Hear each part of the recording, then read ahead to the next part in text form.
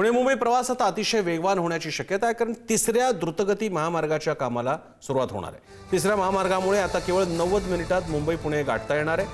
मुंबई पुणे प्रवास अधिक वेगवान करण्यासाठी भारतीय राष्ट्रीय महामार्ग प्राधिकरण 15,000 कोटी रुपये खर्चाचा तिसरा द्रुतगती महामार्ग बांधणार आहे।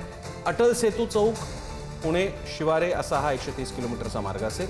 येथे 30 किलोमीटरचा आराखडा तयार असून उर्वरित 100 किलोमीटरच्या प्रकल्पासाठी निविदा मागवण्यात आल्या। हा महामार्ग नवी मुंबई विमानतळ आणि पुणे बंगळुरू महामार्गाला जोडला जाणार असून भविष्यातील वाहतूक कोंडी फोडायला मदत करेल।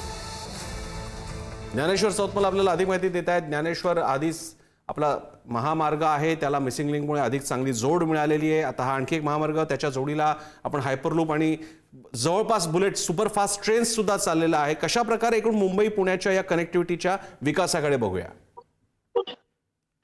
अगदी बरोबर आहे। तिसरा द्रुतगती महामार्ग बांधण्याचा निर्णय जो आहे तो घेण्यात आलेला आहे आणि यासाठी 15,000 कोटींचा खर्च अपेक्षित आहे।